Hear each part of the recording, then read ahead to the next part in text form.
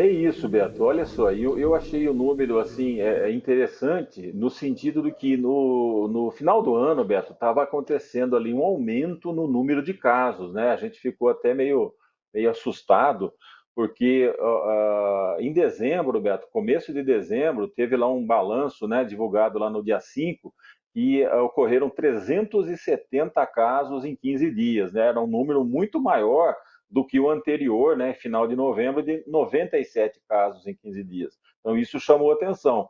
Aí, o número seguinte, Beto, 15 dias depois, no dia 19 de dezembro, subiu para 428 casos, ou seja, a apreensão aumentou.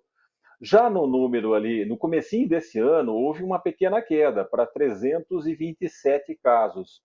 E ontem, né, para uma ótima surpresa, na minha opinião, o número caiu ainda mais, Beto. Caiu agora para 143 casos aí nos primeiros 15 dias aqui desse ano de 2023.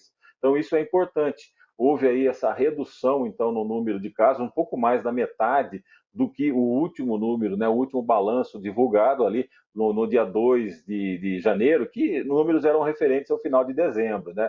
Então, agora, nesse início de 2023, houve, então, uma queda um pouquinho maior do que 50% aí em relação aos casos de dengue. Houve, Beto, nesses últimos números, né, divulgados, a morte de uma senhora, né, de 77 anos. Ela estava internada, tinha comorbidades e tinha tomado aí 2 doses da vacina. Pela idade dela, Beto, ela já poderia estar até com 5 doses da vacina, mas ela tinha apenas 2, né? Isso também mostra aquilo que a gente sempre vive falando, né, Beto?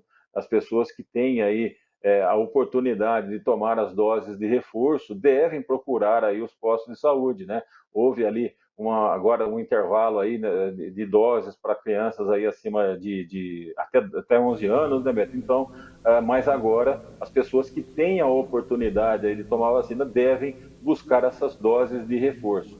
3 pessoas estão internadas, Beto, em UTI aqui em Limeira.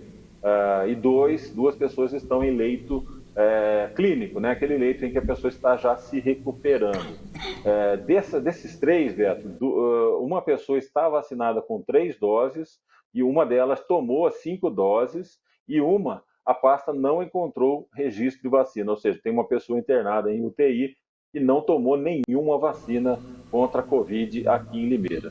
São esses os números, Beto, né? Até o momento, 750 mil doses de vacinas foram aplicadas aqui em Limeira, em dose, né? Aliás, no total. Em primeira dose foram 275 mil, né? Ou seja, das 310 mil pessoas aqui em Limeira, Beto, 275 tomaram pelo menos uma dose. 244 tomaram 2 doses, né? E 150 mil tomaram pelo menos uma dose adicional.